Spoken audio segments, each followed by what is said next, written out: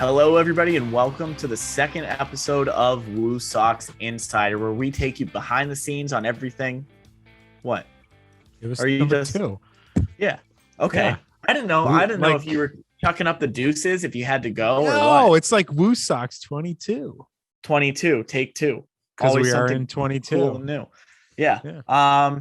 Anyway, welcome to the second episode. So I'm here with Chris Bergstrom, my fellow co-host, and with Dylan McCaffrey, our producer / guest today, where we're going to go through opening day. Now, I know the set looks a little bit different for DCaff and I tested positive for COVID. So luckily I found out early that I was a close contact with somebody, was able to quarantine. None of my family members that I live with got it, wasn't in the office, didn't give it to anybody else. So I am on the COVID IL for the time being. And Dylan, do you want to tell people where you are right now? Because it looks familiar if you've seen us on TV.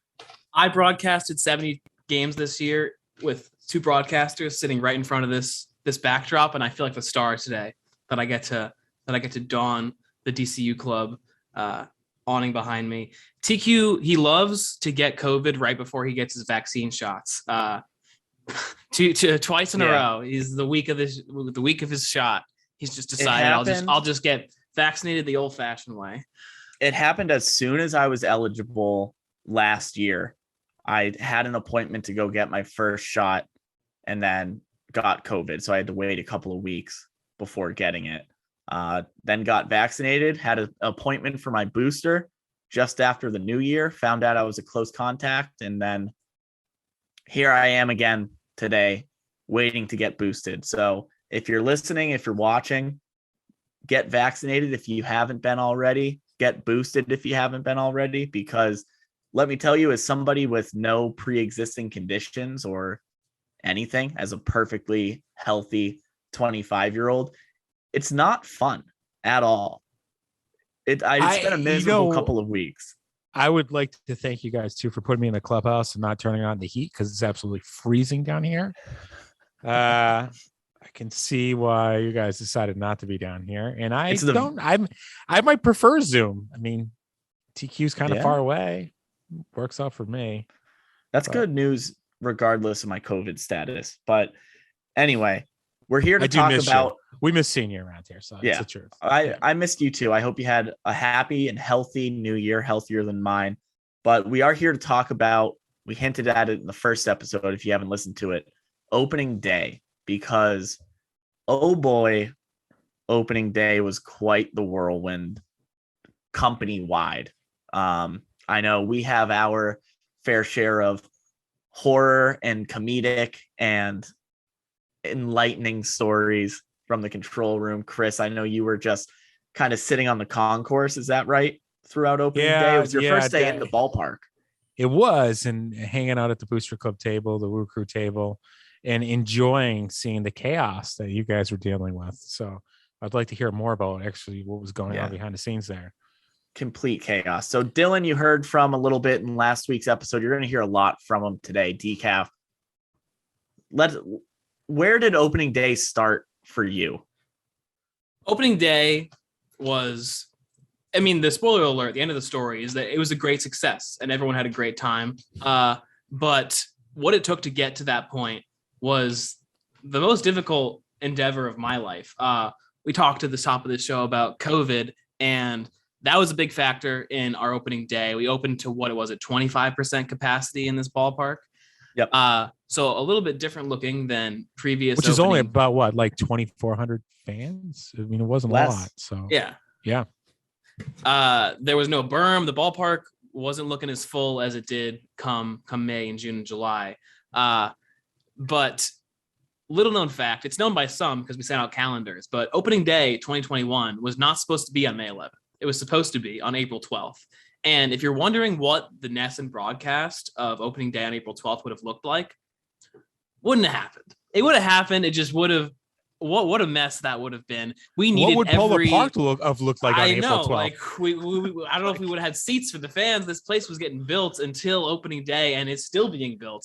We would have found a way to have the 2,300 something seats that 25% capacity allows. I don't know if we would have had more. We would have had just an empty bowl with just folding chairs set up 6 feet apart, something to get people in the door. Those, I mean, it's stunk that we had to play less games and have less fans, but if we didn't have those extra 4 weeks, you know what I was doing April 12th instead of opening day? Studying for finals to graduate college. That was taking up a little bit of my time. And gosh, those 4 weeks were a godsend, but they were also just like the 4 busiest weeks of our lives. I think that it makes sense to start like a week or 2 out from opening day, because we got through all the sim games. We got through that. That was a lot of training and hiring new people. What's up, Chris? I was gonna say you graduated college and ran right into opening up a new ballpark in a control room. That if that doesn't go right, nothing goes right on television, on radio, in the ballpark.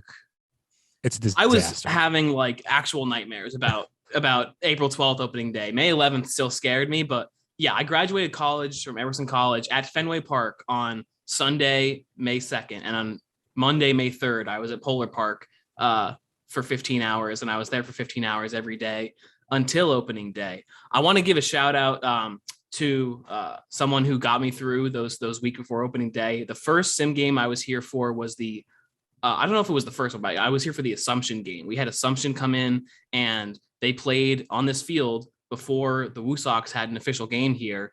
And that gave us an opportunity to test out all this new equipment, all this new staff, which I'll get into. But that was a tough day for me. Just we had to run this operation in this control room for the first time. I remember afterwards, after we packed everything up, everything was put away. I found the man who hired me, who now works for the Miami Heat, Joe Jacobs. And I said, Joe, I'm going to do my best. I don't know if it's going to be good enough. And Joe told me then and there that we were all feeling that way and we all would have each other's back and we were all going to get through it. And we were all feeling that way because this is the most incredible place I've ever worked. Like if you came to the ballpark this year, I hope that you experienced how wonderful and how impressive and massive it is. If you take a tour of Polar Park, you'll see our control room. There's millions of dollars of equipment in there, all of which I hadn't used before, TQ hadn't used before. You look around asking how to work something, and there's no one in the room that knows. I think one of the things that was especially challenging for you, where you were still in school, finishing up and graduating from Emerson, Joe and I were in the control room while the installers were there. So once they would install a piece of equipment, they would at least pull us aside for even a half hour and say like, hey, I just want to like tell you what this is. Like, this is your graphics machine. You're going to have someone sitting here during the game. So we kind of were able to piece it together with the installers as they were putting pieces of equipment in one by one. When you came in, it was a nearly finished control room with so many more TVs and multi-viewers and so much more machinery and staff than you were used to in Pawtucket, where you guys had 4 or 5 people in the TV broadcast booth. McCoy Stadium's TV broadcast booth was where I spent my 2019 summer. It's smaller than my current bedroom. There's a pole that goes diagonally through the middle of it. We had a director, we had a replay operator, and a graphics operator. And then that was maximum capacity of the room. There was no air conditioning. It would get to up over 100 degrees in there during the heat of the summer. And I would come in each day with a calculator. I'd be pushing in buttons to calculate everyone's batting averages. We have this amazing equipment that can do that automatically. It's a godsend. But when it was built, I didn't realize what we were getting ourselves into. At McCoy Stadium, one person directed, was a technical director, ran the audio board, was queuing graphics, was running the pregame show with the commentators. At Polar Park, that is a row of people. That's a different job for each person. And we doubled or tripled our crew and doubled or tripled the size of our control room and doubled or tripled the expensiveness of all of our equipment. It was a massive overwhelming task to walk take on. into, especially for you. You had in 2020, I was hired full-time in January, and I was lucky enough that ownership kept on all the full-time employees. There were no furloughs of full-time employees and nobody took a pay cut. dining on the Diamond in Pawtucket, which was incredible. Kind of kept us alive. The 2020 season was canceled, so you didn't work a season in 2020. So to have a year off from working baseball games in doing the TV broadcast and then coming into this overwhelming room and situation with so much more staff, none of which you knew, and then having to run like we did with this you impressed me all year long. It was incredible. Gosh, thanks for saying that. I hope that it didn't come across on the Nesson broadcast that I was staying up all night just having nightmares about it. I didn't realize I was in DCaff's yearly review for 2021 here today. It was quite the year. No, you're right. So let's get to opening day. In the week leading up to it, Charles Steinberg was working out of his office 24/7 to secure all the amazing guests we had. It felt like every day I'd walk in and I'd hear something new. I'd hear, oh, James Taylor, he's singing the anthem. Pedro Martinez, first pitch. We were getting these bombs dropped on us that we were going to have these fantastic guests on opening day, and it just felt like we kept getting more and more, and the ceremony kept getting more and more involved and complicated. Chris, like, you came to the park for the first time in person that day. Like, did you feel like we all had a plan for opening day? We were ready to go. Like, I didn't even know where the bathroom was. So, you know what I mean? So, like, coming into that, and we had a plan. I mean, everybody has. It's not like we came in here and didn't have a plan, right? How that plan was going to work, I wasn't quite sure, which made it really interesting. And like, I also had staff team members that worked with me and for me that I've never met in person before. They were showing up to work that day, and I've never met them. It was a Zoom interview, and for you guys, it must have been a lot tougher too, because just the amount of people that are in that room on a game day, knowing that, one, you didn't really know anybody or a lot of them, and two, how the heck are you going to teach them to run all this stuff a week before or 10 days before? That assumption game was so big for us, DCaff. Yeah. That was huge. Because before, when we were doing simulated games, and again, we touched on that briefly in episode 1. Go listen to it if you haven't already. But it was just the team playing against themselves, doing live hitting, live pitching, fielding. And we were able to get like 4 to 5 staff members in the control room on any given one of those days, which was 6 days a week. And we would have it rotating. So we were still staying COVID cautious since we're all working in the same room, trying to limit the number of people. That's right. But then there was a pandemic going on too still. Right. There's a pandemic going on at the same time. So we're trying to have no more than like 6 people in the control room at any given time. And we have, like you said, a bunch of staff coming in on opening day that hasn't met each other either. So they're sitting next to each other with plexiglass in between them on the desk. And they're meeting these people for the first time ever and expected to work in perfect harmony. And it's an impossible ask. Our staff is unbelievable. I love them to death. I can't believe the dedication that they showed all year long. But again, having that assumption game where we had an actual live baseball game with pace of play that we could practice like our in-between innings promotions on the in-game side, at least. And DCaff, I know you guys were streaming it on Facebook Live too. And I think running commercial breaks and doing everything, right? We were running commercial breaks that, like, it was so important because when we pushed play on the commercial break, it was like a sigh of relief that it started playing. Like, it's just all equipment that we're using for the first time ever. If we did it for the first time ever running it live on opening day, I don't know if my blood pressure could have taken it. But we were planning for opening day up until like the night before, the morning of. We were supposed to have a on-field run through of all of the ceremony, the ribbon cutting, each step of it at, I think it was 11 a.m. the day before opening day. That run through happened at 2 p.m. on opening day for the first time ever live. We never got the run through done because even the day before opening day, the script was being written and rewritten, and the introductions were being changed, and the order was being changed. Everything had to be perfect. Some startups, you start off small, you build it up slowly. We did the biggest, most difficult thing on the first day we welcomed people into this ballpark, and it was a lot. It was It was a Major League Baseball opening day. It wasn't a minor league baseball opening day. We have the mayor, Crazy. we have the governor. James Taylor. We have James Taylor. So doing his sound check, by the way. I don't think people realize his sound check was when gates were open. Like that's how close we were cutting things. Everything was so tight. There was no margin for error. I mean, if that sound check didn't go well, I don't know if there was time to fix stuff, but so it's the night before opening day. It's about midnight at the ballpark. I'm still waiting for the 11 a.m. run through to happen. And I go and I set up all of the lights for the pregame show that happened on Nesson and started at 2. The ceremony was at 2:30. For the first half hour, we're going to have a pregame show. Then we're going to talk to the mayor. We're going to talk to Jim Longborn and Sam Horn and some of the Red Sox players. We set up everything. The lighting looks great. I get home around 1 a.m., sleep for like 4 hours, drive back to the ballpark. TQ was here when I woke up that day. He didn't sleep that night at all.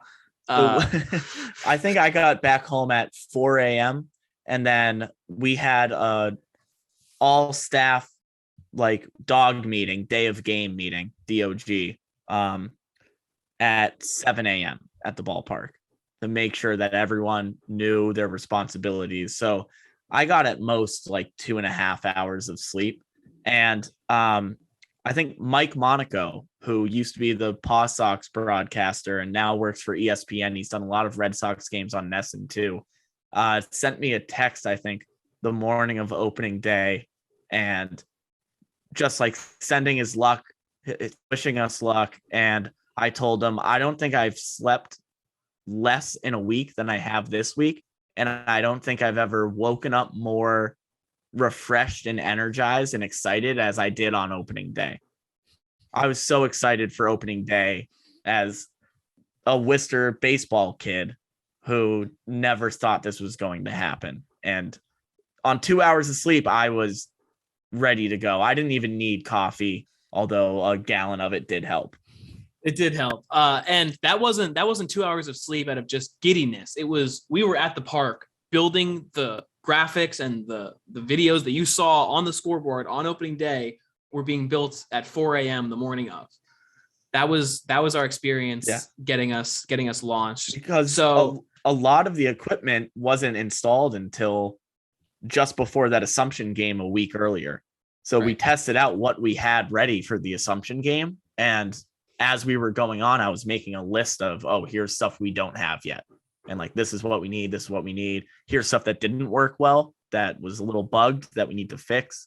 And then it was rectifying all of those mistakes and implementing everything that we were missing at that time too. So that whole week, which I'd also like to give a shout out to Chris Black, Amanda Smurridge, Dave Capel from ANC, and Keith Book from Met Interactive. Those guys were some of our installers that were there with us until 4 a.m, sometimes later, that whole week, making sure that we not only had a show, but had a great show to put on from the start. Yeah, while you're on that, I got to give credit to Mike DeMars for all of this, because after that first sim game, I talked to Joe and then I talked to Mike. And when I was leaving at 1 a.m., it was Mike and I setting up the lighting for that pregame show, which, by the way, set up all the lighting, left around 1 a.m., got to the park the next day around 8 a.m. All the lights are gone. How did my lights manage to walk away within the 6 hours I wasn't at the ballpark babysitting them? It turns out the great Charlie Baker, who had came to bless us with his presence that day, he had a Zoom with the president of the United States. And that was the reason they took our lights, was that he could. That's a good reason. I heard that and I was like, I want to be mad, but that's a really good reason to need lighting. Such a good reason. But like, I'm like, he had a Zoom in the ballpark. He had a Zoom in either Charles or Larry. I think Lucchino's in Charles' office. suite. So suite 17 on opening day, right after pregame ceremonies, Governor Charlie Baker was on a Zoom call with President Biden. And so when I got to the So park, can we say President Biden came to opening day? Yeah. Yeah, I guess. President Biden zoomed in to Polar Park on opening day. Breaking news. There's our title for the episode. But Charlie Baker, he looked great in the Zoom. He took all my lights. So I spent most of opening day just even more stressed, sprinting between the DCU club and the Shaw's Visitors bullpen terrace, just bringing down new lighting equipment, setting up the scene again, trying to get the show to go on air.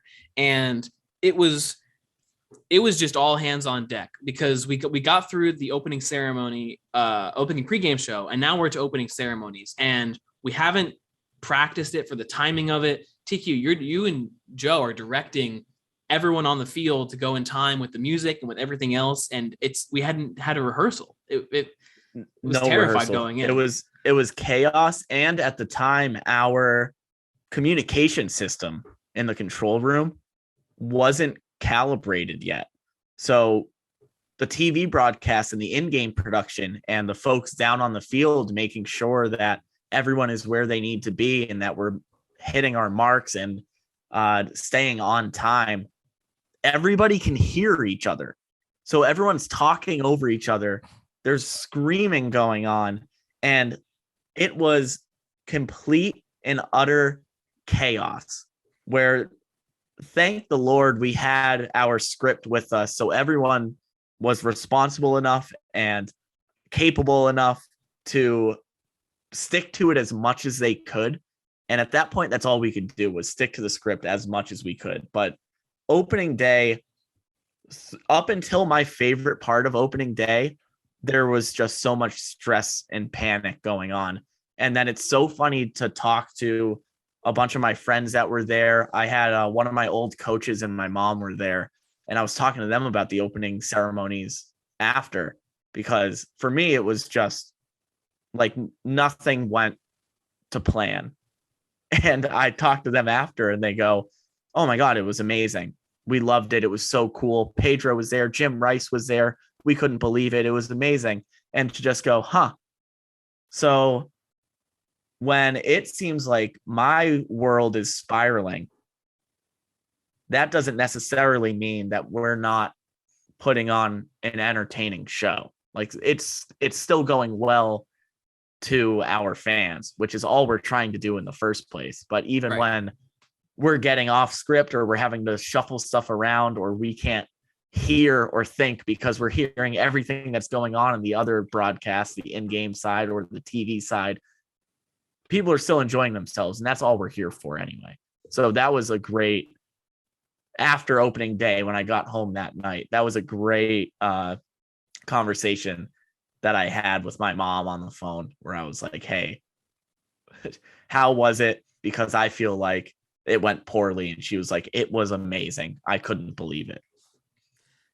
That's the hilarious thing that I think like anyone listening to this would feel like. And that's what I wanted to bring this up as well, is that the other thing that got me to opening day was a call from TQ like the month prior. That was when we were stressing out about how perfect this needed to be. TQ texts me, he says, "I had an epiphany last night. At the end of the day, everyone that comes to the park, everyone that turns on the TV, they just want to watch a baseball game. If we give them that, then we've done our job."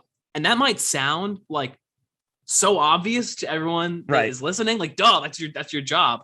But we were, along with the pressure that like came from outside sources, we put so much on ourselves to make it great for everyone. Can I run through here just the timing of the opening ceremony, because I have it in front of me. 12:30. Chris, what were you gonna say? Sorry, yeah, go ahead. I was gonna say I don't think you can lose the fact within that too, that there's still COVID protocols too when you guys are trying to put on this show. So you have to be so many feet away from baseball players. Everybody on the field has to be 6 feet away from each other. You have public officials on the field at the same time that have to be 6 feet away. Everybody's got their mask on. We'll try to communicate with each other. So throw that all on top of everything that you just talked to. And guys, I got the lights just went out on Chris. These lights are on motion sensors, and since I'm in here freezing, and even the light sensors don't see you as a person. No, it doesn't. I guess that meant God just told me to, Chris, it's time to just be quiet and listen. Go ahead. No, but you're absolutely right, because like we were doing the pregame show and we were talking about like which guests are going to take their masks off, which guests are going to leave their masks on. We don't want some politicians doing one thing and some doing another, and everything was more difficult. We couldn't go in the third base camera pit because it was too close to the players by MLB's conditions. So we had to run a cable up to the visitors' bullpen deck 150 feet every day until they finally opened up the COVID protocols. And so all of that had to be managed along with this minute by minute script. The scripts that we write to go into these pregame shows. So 2:30 on the dot, Josh signs off of the pregame show on the Hanover deck. 2:31, the city banner drops. 2:32, the Welcome to Worcester banner drops. 2:33, pregame ceremony begins. 2:35, the Mets line up along the third base line. The 2:40, the Woo Sox line up along the first base line. 2:46, the color guard first responders come out. 2:47, the national anthem is introduced. 2:49, the American flag drops. 2:49, James Taylor and his son sing the national anthem. We have a flyover from planes that are coming at 2:49 on the dot to fly over the anthem. We have a ribbon cutting at 2:50 with Janet and Larry. We have surprise first ball delivery from Pedro Martinez, Jim Rice, Rich Gedman, Louis Tiant, Jim Longborn. Then we have them throw the first pitch. We have Ava Roy, daughter of Christopher Roy, come out to place the ball for the first pitch. And then we have Bob Cousy come out to give his play ball speech. That all took place with an open mic. With an open mic. So that was a 25-minute window. Now you see why DCaff and I were just terrified all day, because in that 25-minute window, the amount of people you have to try to corral for all of that to happen on time. I mean, even on a normal Wednesday night game, it's hard to get players to throw out the first pitch of the actual game on time because they have their routines. They want to make sure that they feel good. They're not rushing themselves. So a lot of times that's difficult. Never mind all of these huge names. I forgot Louis Tiant was there. And getting everybody to try to stick to this script that not only they haven't seen, but we didn't see until the night before. And the reason why they're working on it the night before until like all hours, we didn't get a rehearsal in, is because that timing of like the Mets line up right at 2:35, the Woo Sox at 2:40, the flyover at 2:49. We're thinking about like, how long does it take these guys to stand up and walk and stand out in the line? How long do we want the players to be standing there? But also you're going to be like, I hope the Mets actually walk out to their dugout. Right. Like, that's the thing too. Like, what if they're in the clubhouse? Are creatures of habit, and they're doing their, like you said, their pregame routine. Their pregame routine doesn't usually being introduced to 25 minutes before the game starts. Right. That's when they're stretching. So you got to depend on that. And what I think listeners might not understand, or fans, is that this baseball game has to start on time. If you tell Major League Baseball, minor league baseball, who are one now, it's Major League Baseball as a whole, say this game's going to start at 6:35, 3:15, whatever. The game's starting at that time, but you're going to get fined. Like, that's when the game starts. So when you have delays in your pregame ceremonies, which happen all the time, not only a Worcester legend, but an NBA Hall of Famer, Bob Cousy, who, when you grew up in Worcester, the Coos was the man. The Coos is still the man in Worcester. I mean, that's your Holy Cross and going to play for the Celtics and in the NBA Hall of Fame. When you give the Coos the mic, you let him talk. He gets the mic. You let him talk. Yeah, he gets the mic because he doesn't make many public appearances anymore at all. Right. And then he took advantage of his live mic, which was great. So I encourage, if you haven't listened to it, go back and listen to it. It was fantastic. It was incredible. But then you're like, I'm even looking at my watch and I'm not even you guys. And I'm like, this game needs to start or we're in trouble. That was the Bob Cousy was my favorite part. My favorite moment of opening day, DCaff and I talked about this the other day. We have the same favorite moment, is when it was over. My second favorite moment was Bob Cousy saying play ball. So we were blessed that day to have Sarah McKenna from the Boston Red Sox, who had been sort of the field coordinator for every major opening day ceremony or every major ceremony at Fenway Park that you've ever watched. Mm-hmm. She has been running the show. So Charles writes the scripts for the 2005 opening day, where they have the World Series rings, every World Series ring presentation on opening day, after the marathon bombing when they came back, and David Ortiz's speech. Sarah McKenna is running the show to make sure everything's going on time and we're fitting all of this stuff in that we can. And I was lucky to have her on the other end of the phone because, again, our communications is messed up. So I was on a phone call with her while I'm trying to also listen to everyone in the control room on my headset, making sure that the flyover was on time. And the flyover, I was thinking all day, there's no way we're going to be able to get this flyover to happen because they are coming at a certain time. And if we're late, we're late. They're flying over in the middle of the anthem. And the flyover was absolutely perfect. It could not have been timed better. And that's thanks to Sarah McKenna. And then when Bob Cousy comes out to say play ball, I'm like, all right, we have 30 seconds until we're supposed to go out and have the first pitch. The players are like running out onto the field already. Raynel Espinal is standing on the mound, stretching, about to start warming because up. He can't throw the ball because Bob Cousy is standing right behind home plate. And then they hand the mic to Bob Cousy, and we also couldn't hear anything in the control room at that point. We didn't have any audio monitors, so the only person loud in who there can hear is our DJ, and everyone's screaming because our communications aren't working. So they're just talking to each other in the room because they can't use the headsets. So I can't hear what's going on outside. Only our DJ can, and she has headphones on. And I see Bob Cousy say words, and I go, did he say play ball? She goes, no. And I was like, Sarah, why didn't he say play ball? She goes, Charles and Larry want to let him speak. And I was like, yeah, that makes sense. He's Bob Cousy. And then I think he spoke for like 4 minutes.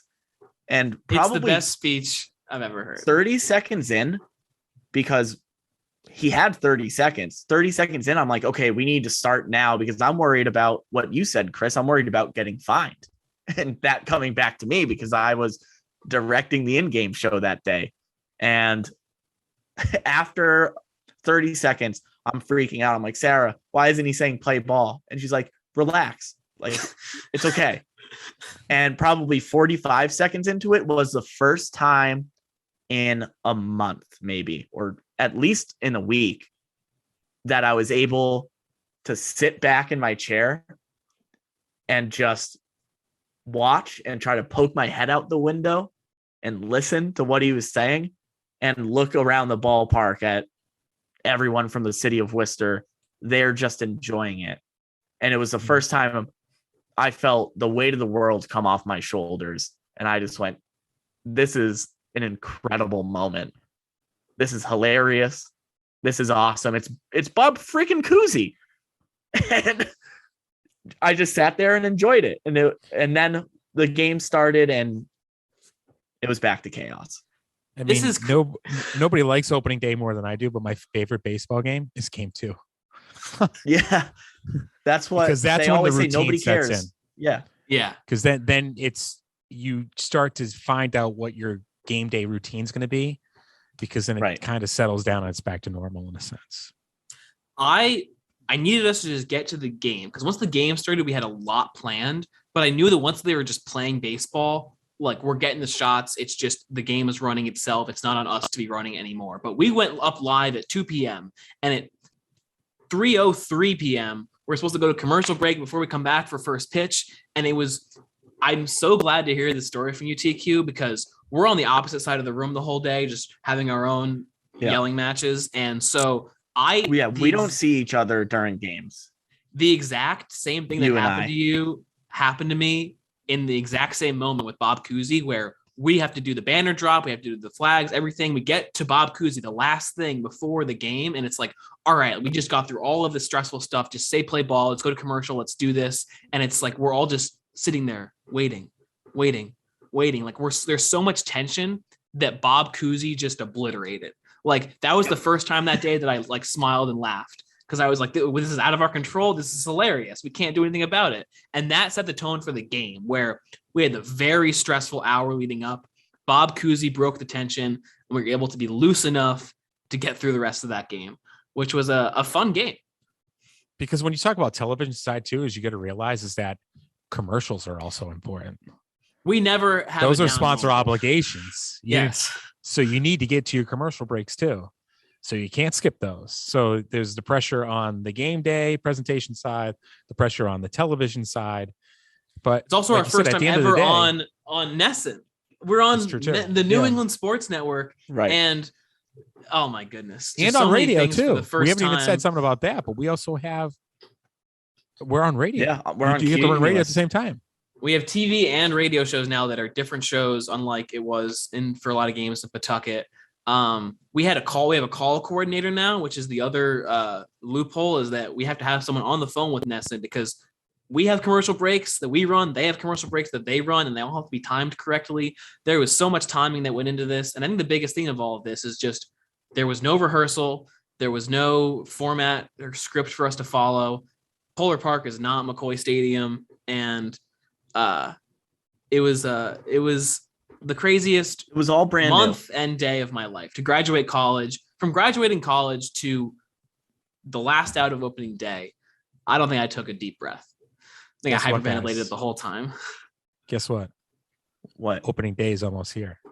90 I know. days. 90 days. That's it. I'm looking forward to. I was obviously looking forward to last year's opening day because it was the first one ever. I'm looking forward to this opening day a lot because, like you said, game 2 is your favorite game because that's when you start finding out the systems and what your responsibilities are going to be, and you can kind of get into that routine.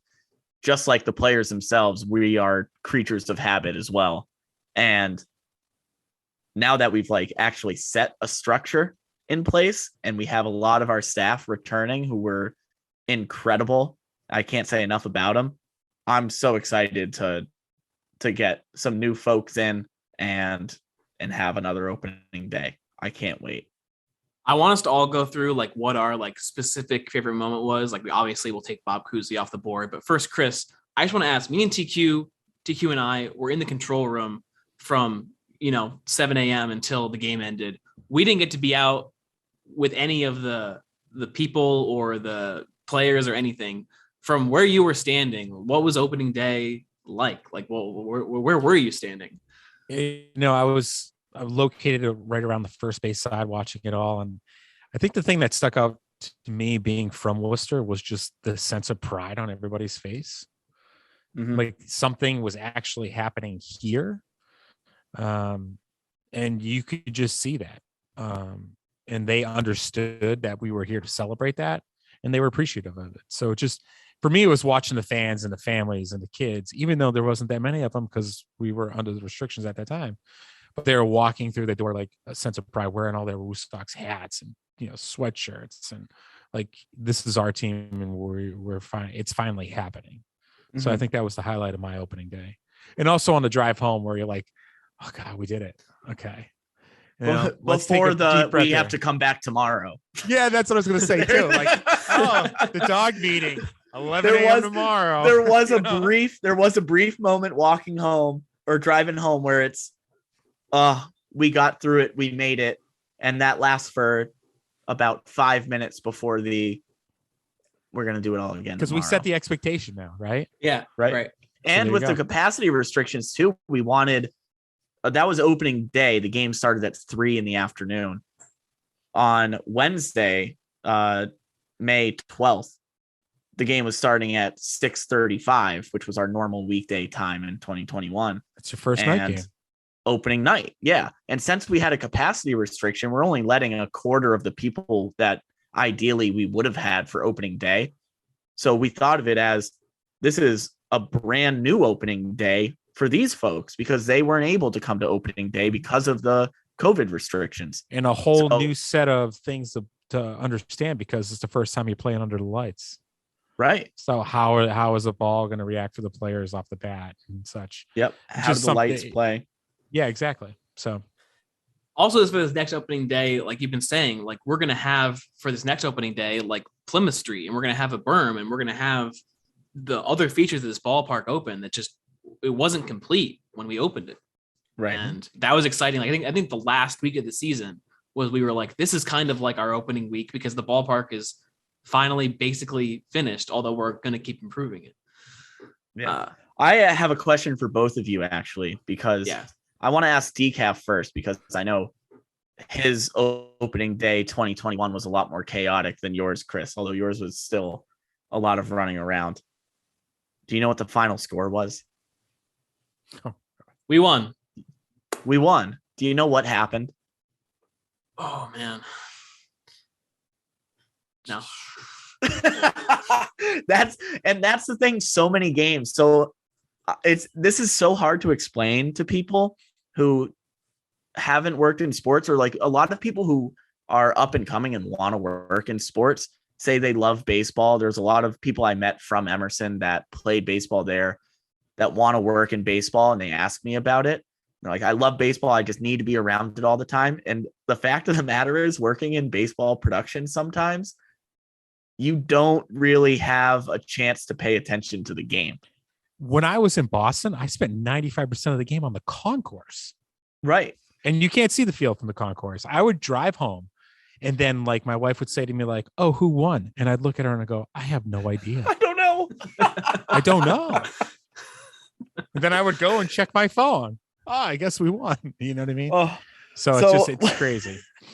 When I was testing myself the other day, what the final score of the game was, I said, I think it was like 10-6 we won. So we played Syracuse. We won 8-5. But How many Syracuse, home runs? Oh, I think 4.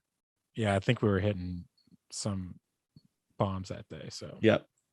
That was when we learned that Polar Park was built on a wind vortex that blows out to right center.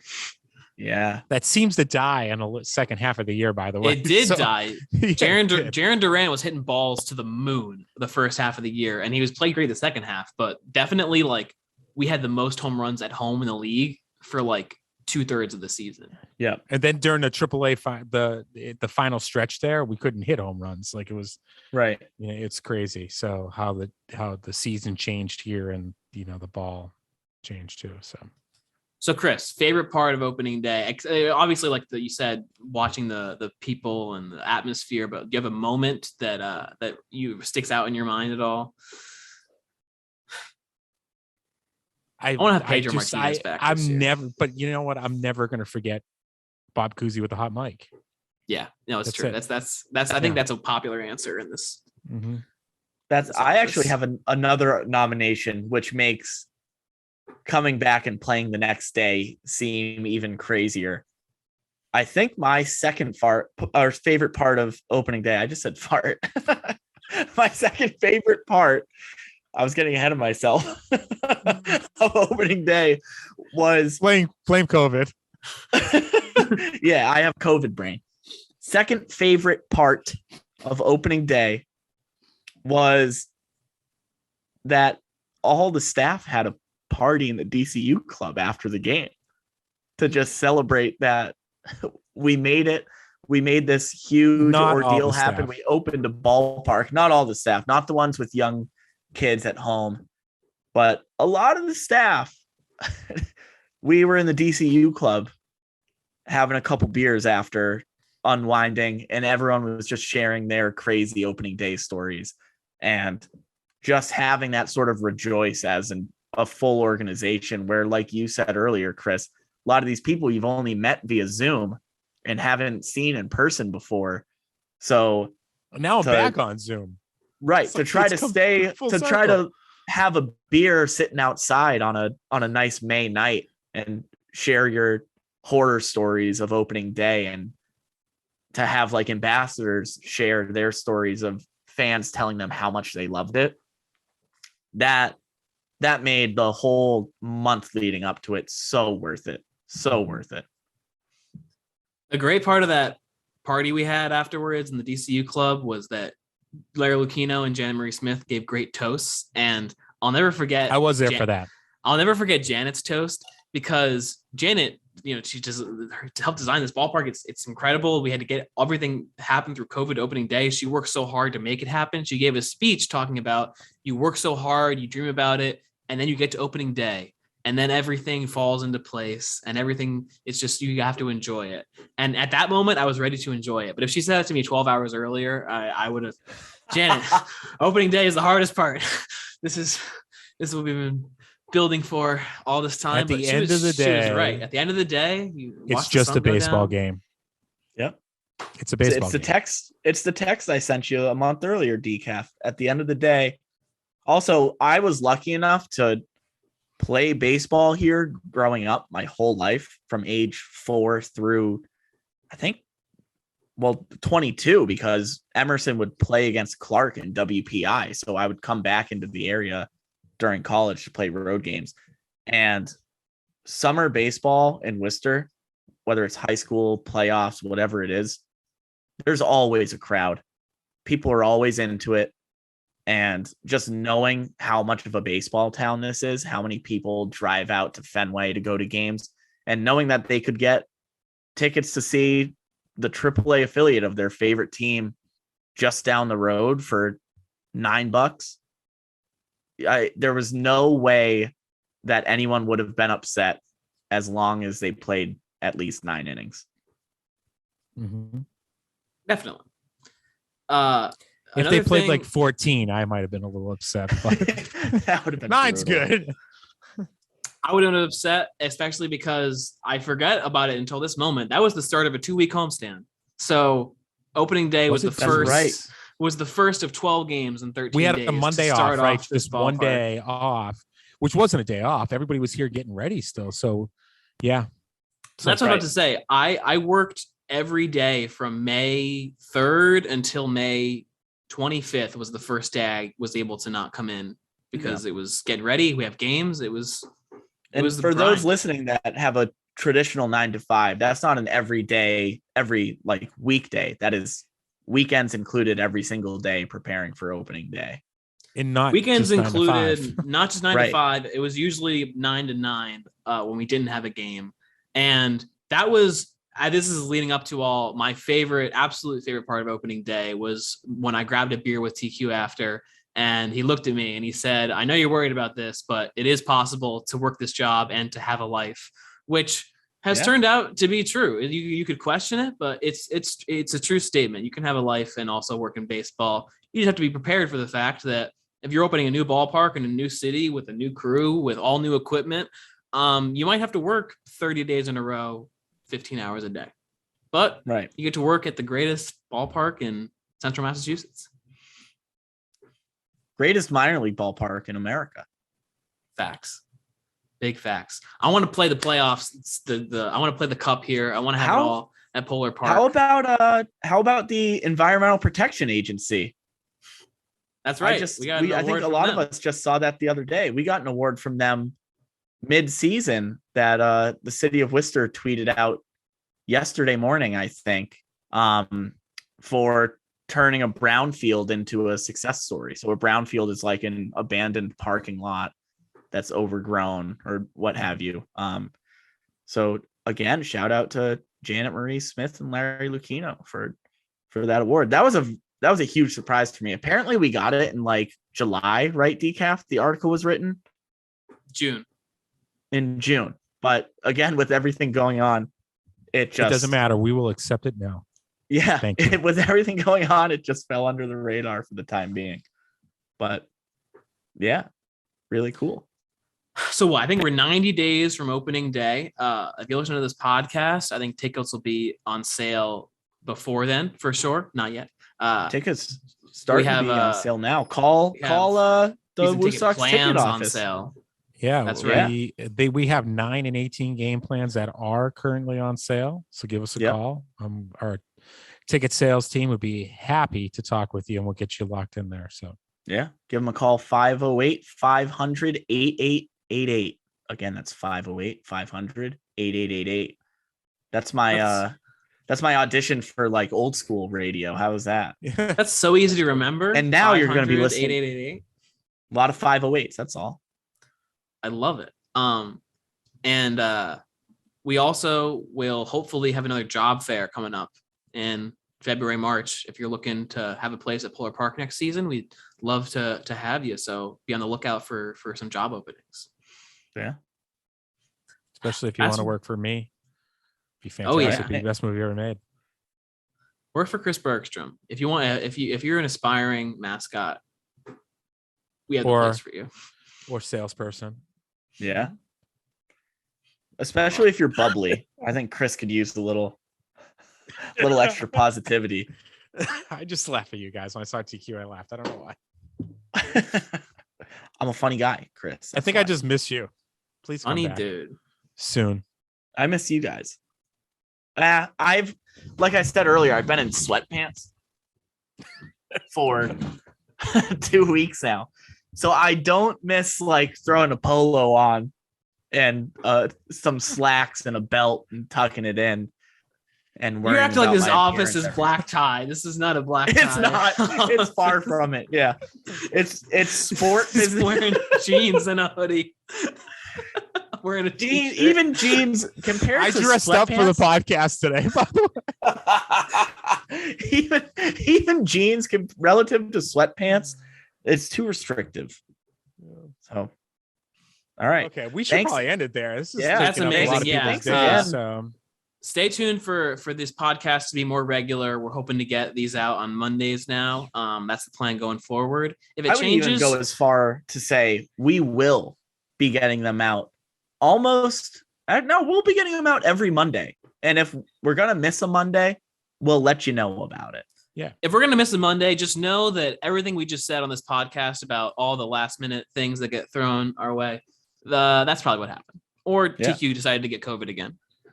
And remember to sign up for the Booster Club. You can sign up for free at woosocks.com. Sign up for the Booster Club. We're going to hope to have the video version of the podcast up on our YouTube channel, which is just Woo Socks on YouTube. Go subscribe there. But if you're a Booster Club member, you'll have access to the podcast episode a little bit earlier than everybody else. So you got it. check it out. Guys, I think I need to go. I'm pretty sure these lights are gonna go off again. they're gonna cut off. I again. actually might be a little scared the next time they do. So The heat might be motion censored too. and no, You might it's just not not. be moving around enough. I tried to move earlier, it didn't work. We're just stalling at this point to keep Chris in the fridge. All right. Yeah. Okay. Great show, everyone. Go Woo Thanks Sox. everybody. Woo Go Sox 22. Sox.